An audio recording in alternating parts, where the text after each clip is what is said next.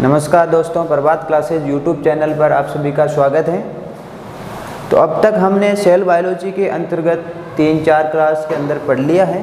तो उससे आगे पिछली कक्षा के अंदर हमने जो माइटोकॉन्ड्रिया है एवं प्लास्टिड पढ़ा था, उससे आगे आज हम पढ़ेंगे आपके जो साइटोस्केलेटन है, माइक्रोबॉडीज़ हैं और माइक्रोट्यूब्यूल्स हैं, माइक्रोफिलामेंट है, उसके बाद राइबोसोम है और सेंट्रियोल का अध्ययन करेंगे।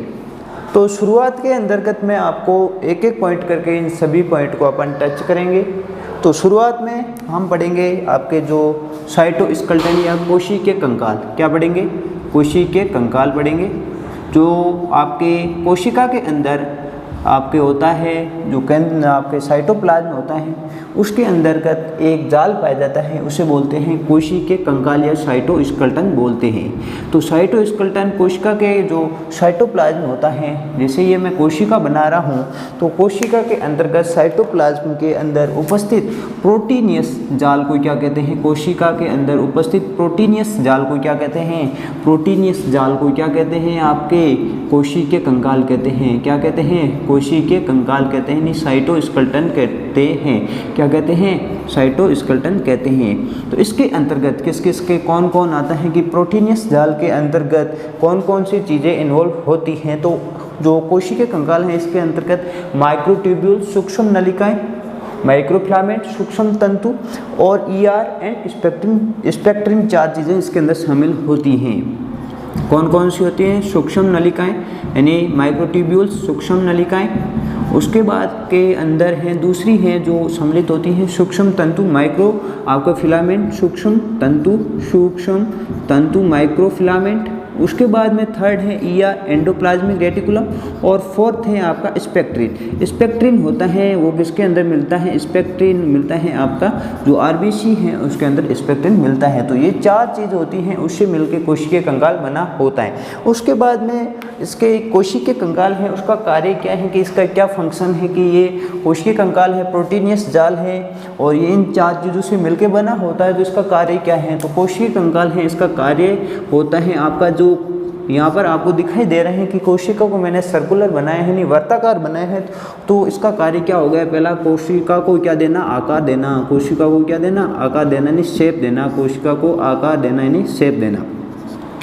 पहला तो इसका कार्य हो गया कि कोशिका को क्या देना? आकार देना। और दूसरा कार्य क्या हो गया? इसका दूसरा कार्य होता है कोशिका क्या है कि यहाँ पर मैकेनिकल सपोर्ट प्रदान करते हैं। यांत्रिक क्या देता है? आधार देता है। यांत्रिक आधार, मैकेनिकल सपोर्ट, यांत्रिक क्या देता है? आधार देता है कि बाहर से कोई भी जर्क है उसे बचाता है, नहीं मैकेनिकल सपोर्ट देता है। थर्ड क्या करता है? ये मोटिलिटी, जो भी आपके इसके अंदर गतिशीलता होती है, क्या देता है? गतिशीलता या मोटिलिटी। क्या देता है? गतिशीलता या मोटिलिटी। गतिशीलता के अंदर, गतिशीलता इसके अंदर कौन प्रोड्यूस करेगा? तो गतिशीलता इसके अंदर प्रोड्यूस करता है, इसके अंदर लगे रहते हैं सीलिया एंड फ्लैजिला। कौन देते हैं गतिशीलता? Cilia and flagella. कौन देते हैं? Cilia and flagella. Cilia and flagella होते हैं वो क्या देते हैं इसके अंदर? मोबिलिटी या गतिशीलता प्रदान करती हैं। तो कोशिका कंकाल के अंदर, इसके अंदर कोशिका द्रव्य के अंदर प्रोटीनियस जाल होता है जो 4 चीज़ों से मिलकर बना होता है और इसके फंक्शन होते हैं कोशिका को आकार प्रदान करना, यांत्रिक सहारा प्रदान करना और गतिशीलता प्रदान करना, जो सीलिया एंड फ्लैजिला प्रदान करते हैं। उसके बाद हम पढ़ेंगे माइक्रोट्यूब्यूल्स। क्या पढ़ेंगे? यहाँ पर ये जो सूक्ष्म नलिकाएं हैं माइक्रोट्यूब्यूल्स उसको पढ़ेंगे। उसके बाद हम पढ़ेंगे माइक्रोफिलामेंट। तो सूक्ष्म नलिकाएं क्या होती हैं कि सूक्ष्म नलिकाओं के अंतर्गत क्या क्या चीज़ें शामिल होती है? तो सूक्ष्म नलिकाओं की बात करूं, मैं माइक्रोट्यूब्यूल्स की बात करूं तो माइक्रोट्यूब्यूल्स इंग्लिश में कहते हैं, हिंदी में इसको कहते हैं सूक्ष्म नलिकाएं। क्या कहते हैं? सूक्ष्म नलिकाएं। तो ये किसकी बनी होती हैं? तो ये बनी होती हैं, एक प्रोटीन बनी होती है, प्रोटीन की बनी होती है, उसका नाम है ट्यूबुलिन प्रोटीन। क्या नाम है? Tubulin protein. क्या नाम है? Tubulin protein. ट्यूबुलिन प्रोटीन होती है, किसकी बनी होती है? ट्यूबुलिन प्रोटीन की बनी होती है। उसके बाद में ट्यूबुलिन प्रोटीन क्या होती है? एक संकुचनशील प्रोटीन होती है, कॉन्ट्रैक्टाइल प्रोटीन होती है। क्या होती है? कॉन्ट्रैक्टाइल प्रोटीन होती है। इसको लिख सकते हैं कि ये क्या है? संकुचनशील प्रोटीन है। क्या है? संकुचनशील प्रोटीन। ठीक है, तो ये आपको याद रखना है कि ट्यूबुलिन प्रोटीन क्या होती है? संकुचनशील प्रोटीन होती है। उसके बाद जो आपकी माइक्रोट्यूब्यूल्स होती हैं, इसकी हम स्ट्रक्चर की बात करता हूँ। तो स्ट्रक्चर इसकी कुछ इस प्रकार होती है। आपने जो रिंग देखी होगी या सल्ला देखा होगा उसके प्रकार होती हैं। तो यहाँ पर आपको गुहा दिखाई दे रही है, इसलिए क्या है, खोखली है। क्या है, खोखली है। क्या है, खोखली होती हैं। जो माइक्रोट्यूब्यूल्स होती हैं वो कैसी होती हैं, खोखली होती हैं। और इस माइक्रोट्यूब्यूल्स का फंक्शन क्या है कि माइक्रोट्यूब्यूल्स की क्या क्या कार्य हैं। तो माइक्रोट्यूब्यूल्स का पहला फंक्शन है, क्या है, पहला फंक्शन। तो माइक्रोट्यूब्यूल्स का पहला फंक्शन की मैं बात करूं तो इसके अंदर पहला फंक्शन है सीलिया एंड फ्लैजिला का निर्माण करना। क्या है, सीलिया एंड फ्लैजिला का निर्माण करना। पहला फंक्शन हो गया सीलिया एंड फ्लैजिला का फॉर्मेशन करना, ठीक है। और दूसरा इसका क्या हो गया कि पहला तो सीलिया एंड फ्लैजिला हो गया, दूसरा होता है स्पिंडल फाइबर।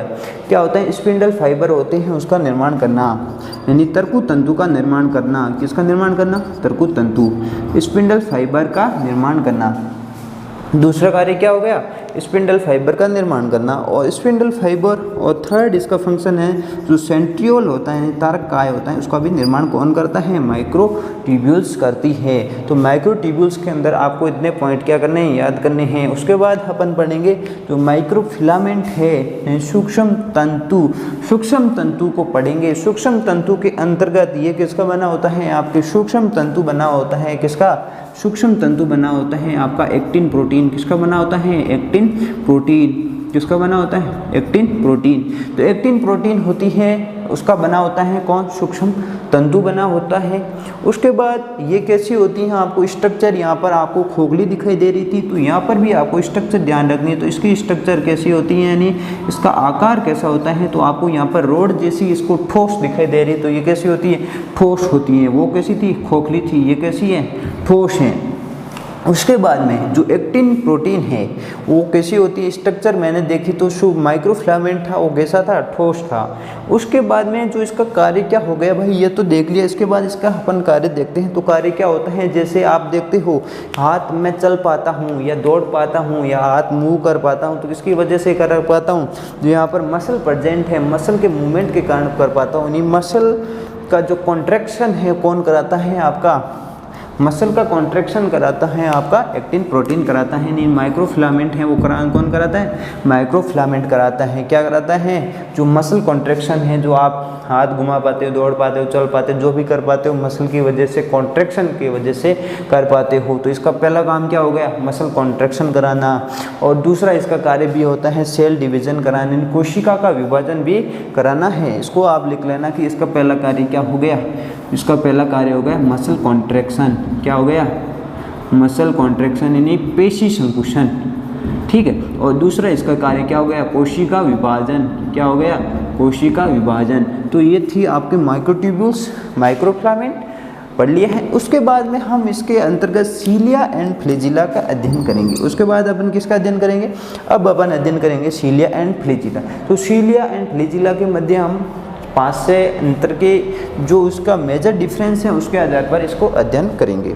तो यहाँ पर आपको सीलिया एंड फ्लैजिला, इसके मध्य हम अंतर करेंगे। तो सीलिया एंड फ्लैजिला क्या होती हैं, जो प्लाज्मा मेम्ब्रेन होती हैं, कोशिका झिल्ली होती है, उसकी क्या होती है, अतिवृद्धि होती है। यानी प्लाज्मा मेम्ब्रेन क्या होती है, कोशिका झिल्ली की अतिवृद्धि होती है। तो कोशिका झिल्ली की अतिवृद्धि के 2 फॉर्म बन के सीलिया एंड फ्लैजिला बन जाते हैं। तो सीलिया के अंतर्गत अपन 3 पॉइंट का अध्ययन करेंगे। इसके मध्य उनको दोनों को डिफ्रेंशिएट करके उसका अध्ययन करेंगे।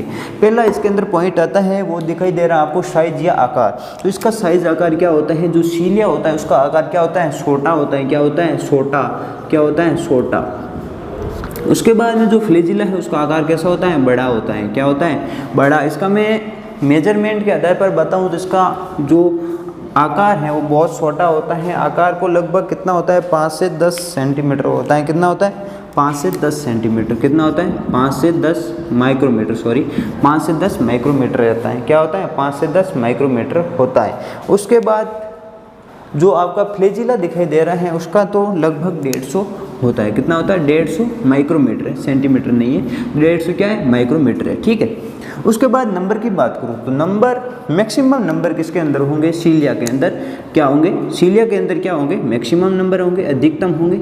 और यहाँ क्या होंगे, मिनिमम होंगे, यानी कम होंगे। मोर कह दो या लेस कह दो, इसको क्या लिख दो, मोर लिख दो, यानी ज़्यादा होंगे और यहाँ कम होंगे। मैक्सिमम मिनिमम नहीं, मोर या लेस, ठीक है। जैसे आपने सुना होगा, आपने बैक्टीरिया के भी सुना होगा, अगर जो फ्लैजिला हैं चारों तरफ से एक फ्लैजिला या दो फ्लैजिला या तीन फ्लैजिला वाले, लेकिन जो आपके सीलिया होते हैं बहुत ज़्यादा होते हैं। उसके बाद मूवमेंट की बात करूँ तो मूवमेंट के अंतर्गत सीलिया एंड फ्लैजिला के अंदर मूवमेंट की बात करता हूँ तो मूवमेंट के अंतर्गत जो सीलिया होता है, सीलिया क्या करता है, कोऑर्डिनेट करता है।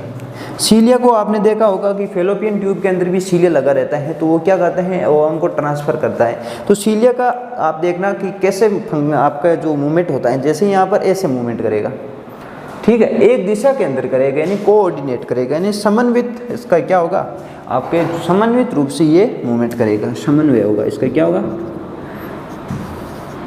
ठीक है, कोऑर्डिनेट करेगा। जैसे आप नाव के अंदर बैठे हो तो नाव के अंतर्गत आप पतवार चलाते हो तो एक ही दिशा के अंदर पानी बहना चाहिए, उसी प्रकार ये क्या करता है, एक ही दिशा के अंदर इसको बढ़ाने का काम करता है। जैसे सीलिया आपके ये आपका ट्रेकिया के अंदर लगे रहते हैं, आपके फेलोपियन ट्यूब के अंदर भी लगे रहते हैं। उसके बाद में फ्लैजिला है, इसके अंदर कोई भी समन्वय नहीं होता है। तो जैसे आपने पूंछ देखी होगी, ऐसे ऐसे जो वेव लाइक मोशन होता है ना, जैसे आपने तरंग देखी होगी, ऐसे घूमती रहती है ना तरंग, तो इस तरह के इसके अंदर क्या होता है, मोशन होता है, यानी असमन्वित होता है, ठीक है। ये कैसा होता है, असमन्वित होता है। ये किस तरह का होता है, जो आपने पतवार का चप्पू देखा होगा उसकी तरह होता है। उसके बाद में ये इसकी बात करता हूँ फ्लैजिला, तो जस्ट लाइक वेव, जो तरंग है उसके जैसा होता है, जस्ट लाइक वेव, तरंग जैसा, ठीक है।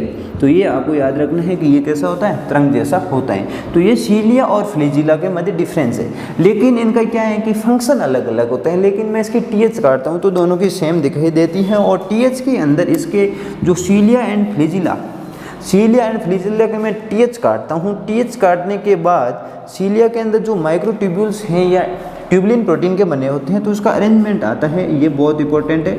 अरेंजमेंट क्या आता है, 9+2, क्या आता है, 9+2। 9 होता है पेरिफेरल और 2 होता है आपका क्या होता है, सेंट्रल ब्रिज के अंदर होते हैं, सेंट्रल के अंदर। ये डबलेट होता है, ये सिंगलेट होता है। ये क्या होगा, 9 क्या होगी, डबलेट होगी, यानी दोहरी होगी। ये क्या होगी, दोहरी होगी, और ये सिंगलेट यानी एकल होगी।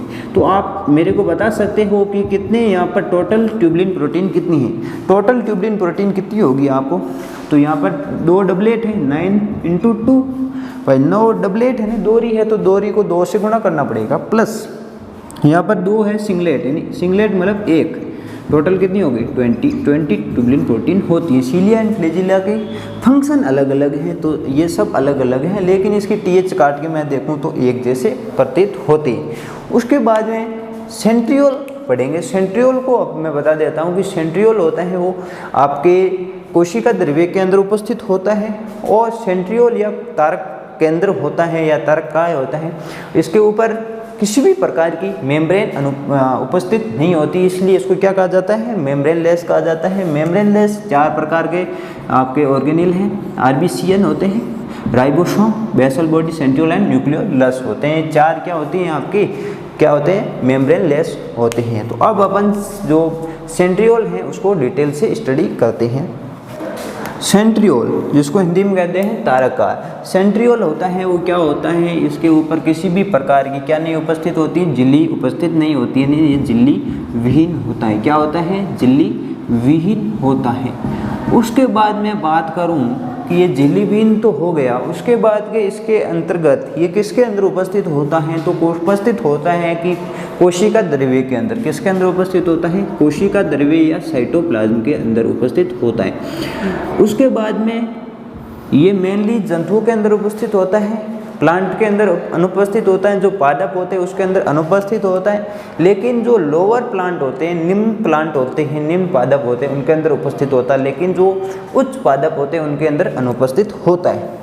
तो मेनली किसके अंदर उपस्थित होता है, जंतु कोशिका के अंदर उपस्थित होता है। किसके अंदर उपस्थित होता है, जंतु कोशिका के अंदर उपस्थित होता है। जंतु कोशिका में तो उपस्थित होगा, लेकिन पादप में क्या अनुपस्थित होगा, पादप में क्या होगा, अनुपस्थित होगा। आपको पूछ लिया तो लोअर प्लांट के अंदर उपस्थित हो सकता है, लेकिन हायर प्लांट में क्या होता है, अनुपस्थित होता है। उसके बाद में सेंट्रियोल की मैं क्या बनाऊंगा, यहाँ पर स्ट्रक्चर बना के आपको बताऊंगा कि सेंट्रियोल एक दूसरे के कैसे लंबवत होते हैं, ठीक है। तो सेंट्रियोल की जैसे मैं यहाँ पर स्ट्रक्चर बना रहा हूँ, जैसे यहाँ पर सेंट्रियोल है, तो सेंट्रियोल के ये जैसे सेंट्रियोल आपको दिखाई दे रहा है, ये एक सेंट्रियोल हो गया। उसके बाद में ये एक और सेंट्रियोल हो गए। तो एक दूसरे के सेंट्रियोल होते हैं तारककाय कैसे होते हैं, लंबवत होते हैं। क्या होते हैं, लंबवत होते हैं। तो यहाँ पर आपको दिखाई दे रहा कि एक दूसरे के सेंट्रियोल क्या हैं, लंबवत हैं। क्या हैं, लंबवत हैं। तो ये क्या हो गया, सेंट्रियोल। ये क्या है, सेंट्रियोल। तो यहाँ पर चारों तरफ से इसका मास गिरा है, इसे क्या कहते हैं, सेंट्रोस्फेयर कहते हैं। क्या कहते हैं, सेंट्रोस्फेयर या पेरीसेंट्रियोलर मास। क्या कहते हैं, पेरीसेंट्रियोलर मास, क्योंकि ये सेंट्रियोल के चारों तरफ से गिरा है, इसे क्या कहते हैं, पेरीसेंट्रियोलर मास। पेरीसेंट्रियोलर मास, ठीक है। इन दोनों को मैं मिला लूँ, इन दोनों को संयुक्त रूप से क्या कहते हैं, सेंट्रोसोम कहते हैं। क्या कहते हैं, सेंट्रोसोम। क्या कहते हैं, सेंट्रोसोम। तो आपको ये सब टर्म्स इंग्लिश में याद रखनी है, इसकी क्या हिंदी में थोड़ी कन्फ्यूजन है, तो आपको हिंदी के अंदर याद नहीं रखना, इंग्लिश के अंदर याद रखना है कि सेंट्रियोल होता है, ये एक दूसरे के लंबवत होते हैं, एक दूसरे के क्या हैं, ये परपेंडिकुलर दिखाई दे रहे हैं, ठीक है। उसके बाद में जो इसके चारों तरफ से किससे घिरे होते हैं, सेंट्रोस्फेयर से, इसे पेरीसेंट्रियोलर मास भी कहते हैं। इन दोनों को संयुक्त रूप से क्या कहते हैं, सेंट्रोसोम कहते हैं। उसके बाद में इसकी मैं TH काटूँ, TH काट के आपको बताऊं तो इसके अंदर आपको अरेंजमेंट आता है 9+0 आता है। क्या आता है, 9। वहाँ पर जो सीलियन फ्लैजिला का क्या था, 9+2 था, यहाँ कैसा है, 9+0 है। इसकी मैं स्ट्रक्चर बनाता हूँ तो वो कैसी, जैसे आपके बैलगाड़ी का पहिया देखा होगा उसके जैसी प्रतीत होती है। किसके जैसा प्रतीत होता है, बैलगाड़ी के पहिए जैसी, बैलगाड़ी के पहिए जैसी कार्ट व्हील स्ट्रक्चर होती है, कार्ट व्हील लाइक स्ट्रक्चर होती है बैलगाड़ी के पहिए जैसे, बैलगाड़ी के पहिए जैसी होती है। स्ट्रक्चर की मैं बात करूँ तो कैसी होती है, बैलगाड़ी के पहिए जैसी होती है। उसके बाद में जैसे बैलगाड़ी का पहिया होता है ना, ऐसे यहाँ ऐसे ताने इसके लगे रहते हैं, तो इसकी ऐसी स्ट्रक्चर होती है, ठीक है। उसके बाद में इसके जो मेन कार्य होता है वो क्या होता है कि जंतु कोशिका के अंदर ये क्या कराता है, कोशिका विभाजन कराता है। क्या कराता है, कोशिका विभाजन कराता है। किसके अंदर कराता है, जंतु कोशिका में क्या कराता है, कोशिका विभाजन। बहुत ही इंपॉर्टेंट कार्य है इसका, क्या है, कोशिका विभाजन कराना। क्या है, कोशिका विभाजन। डायरेक्ट एग्जाम में क्वेश्चन आता है कि कोशिका विभाजन कौन कराता है, जंतु कोशिका के अंदर कोशिका विभाजन का कार्य तारककाय या सेंट्रियोल करता है। तो ये तो काम हो गया सेंट्रियोल का। तो आप ये मेन पॉइंट है आपको याद रखना है कि सेंट्रियोल क्या क्या होता है। उसके बाद में जो माइक्रो बॉडीज होती है, सूक्ष्म काय।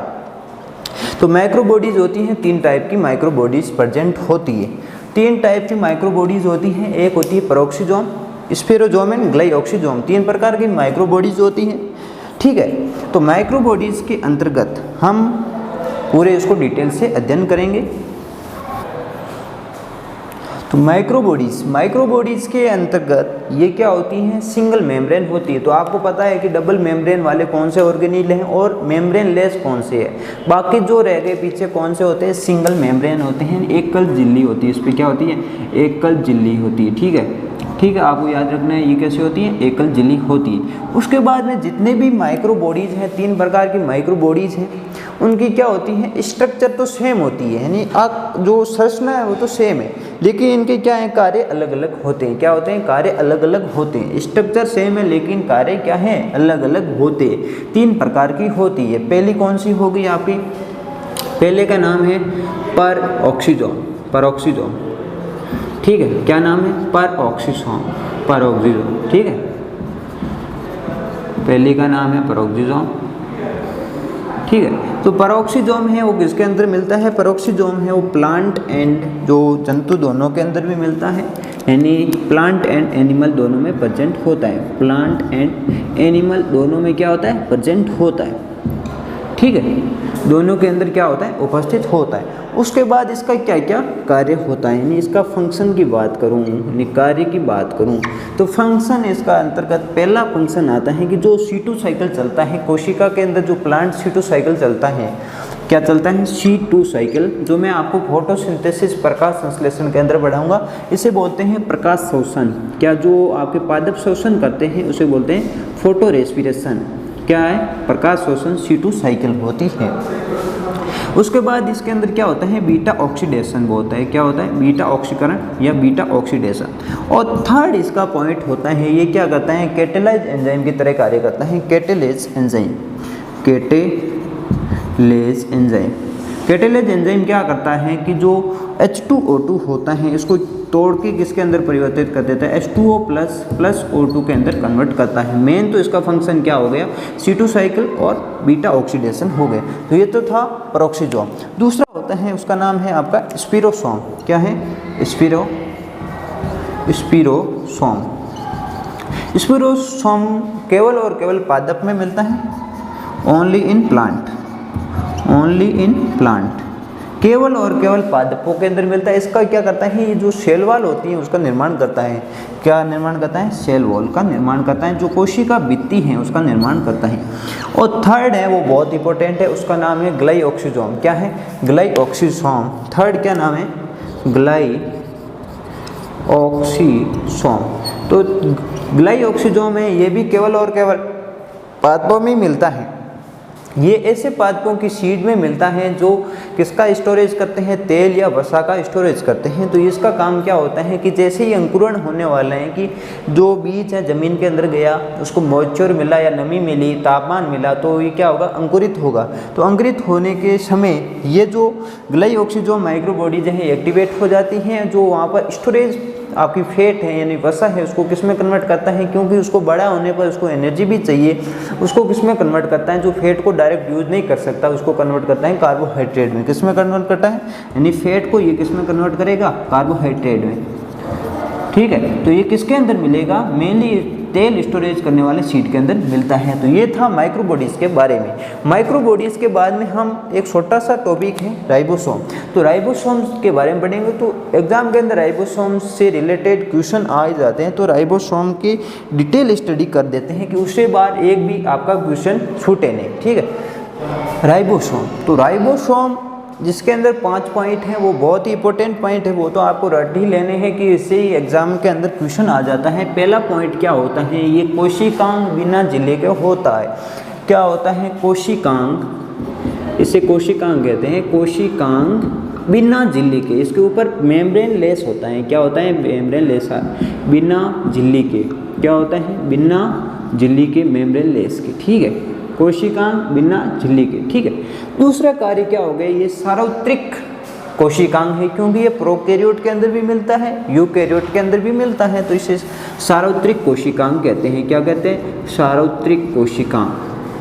यूनिवर्सल ऑर्गेनिल कहते हैं, सेल ऑर्गेनिल है, यूनिवर्सल सेल ऑर्गेनिल है। उसके बाद मैं थर्ड की बात करूं कि ये क्या होता है, कि फर्स्ट तो क्या हो गया, कोशिका बिना झिल्ली के, सेकंड क्या हो गए, यूनिवर्सल या सार्वत्रिक कोशिकांग है, और थर्ड है ये सबसे छोटा कोशिकांग होता है, यानी सबसे छोटा कोशिकांग। ये बहुत इंपॉर्टेंट है, सबसे छोटा कोशिकांग है। ये क्या है, सबसे छोटा कोशिकांग है।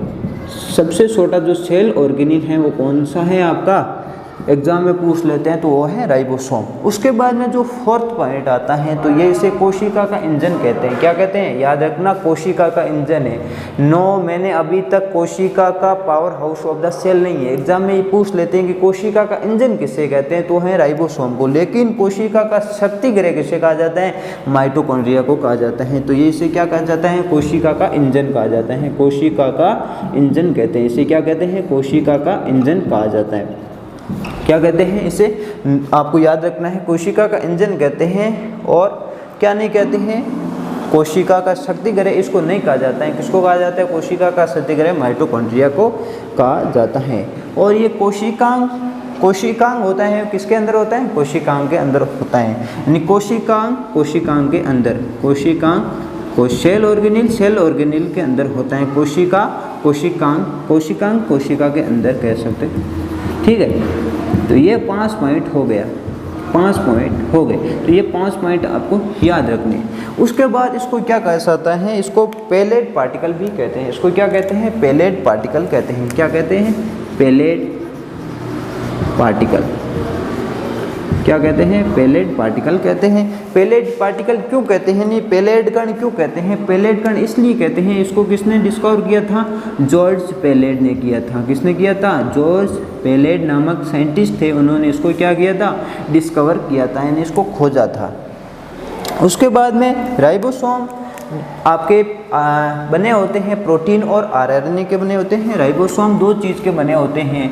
किस किस के बने होते हैं, राइबोसोम 2 चीज़ के बने होते हैं। एक बना होता है आरआरएनए और राइबोसोमल आयरन है और दूसरा बनाता है प्रोटीन, इसलिए इसको राइबो न्यूक्लियोप्रोटीन भी कह सकते हैं। क्या कह सकते हैं? राइबो न्यूक्लियोप्रोटीन कहते हैं।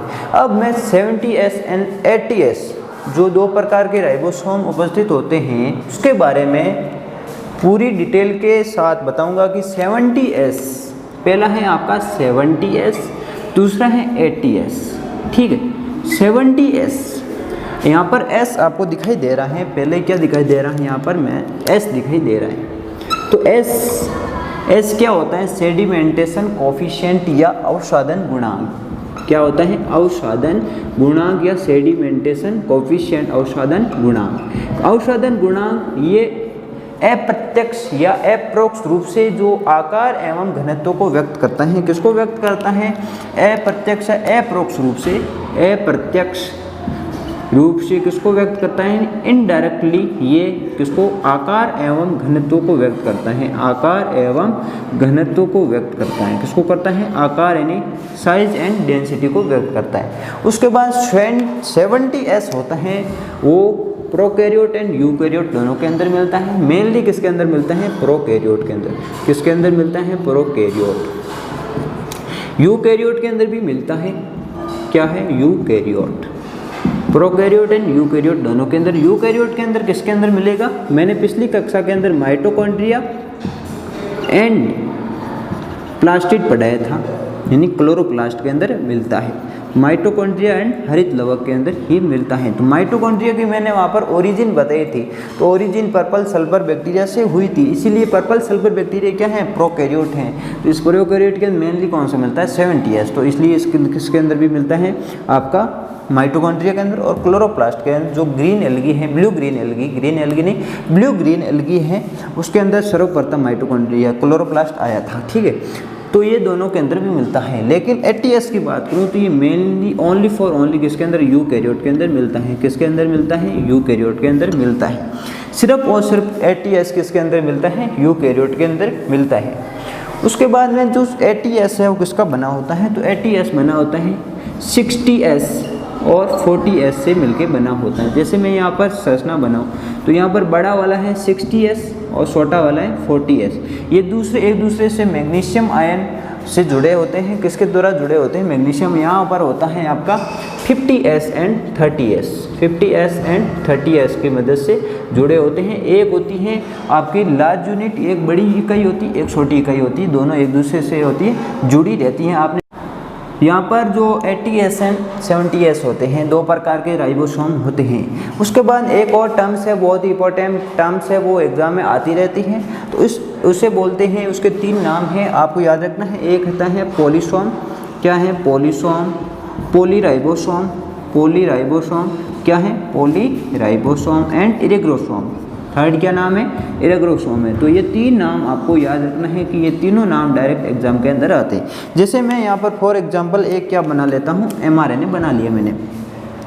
तो mRNA के ऊपर क्या रहते हैं? जुड़े रहते हैं राइबोसोम। जैसे यहाँ पर राइबोसोम है, ये राइबोसोम, एक और राइबोसोम, एक और राइबोसोम, एक और राइबोसोम, एक और ऐसे बहुत सारे राइबोसोम जुड़े रहते हैं। ठीक है, इससे क्या होगा? प्रोटीन का निर्माण होगा। तो ये मैंने प्रोटीन का निर्माण कर दिया। ठीक है, ये क्या हो गया? प्रोटीन निर्माण हो गया। ये मेनली होता है किसके अंदर उपस्थित होता है? प्रोकैरियोट के अंदर उपस्थित होता है। याद रखना है, मेनली का है। यूकैरियोट के अंदर अनुपस्थित होता है, ये कुछ नहीं है कि मेनली किसके अंदर उपस्थित होता है? प्रोकैरियोट के अंदर उपस्थित होता है। तो यहाँ पर एक राइबोसोम, 2 राइबोसोम, 3, 4, 5 अनगिनत राइबोसोम, इसलिए इसे क्या कहते हैं? पॉलीराइबोसोम, यानी बहुत सारे राइबोसोम है। पॉलीसोम भी कह देते हैं कि पॉलीसोम, पॉलीराइबोसोम या पॉलीसोम, यानी एक ही mRNA पर बहुत सारे राइबोसोम का जुड़ना क्या कहलाता है? पॉलीसोम, पॉलीराइबोसोम या इरेग्रोसोम कहलाता है। तो सभी आपको ये चीज़ याद रखना है कि राइबोसोम के अंदर कौन कौन सी चीज़ें आती हैं। और आज की हम इस क्लास के अंदर 3-4 टॉपिक पढ़े हैं। तो ये क्लास कैसी लगी आपको, इसको भी कमेंट करके भी बताना है। धन्यवाद।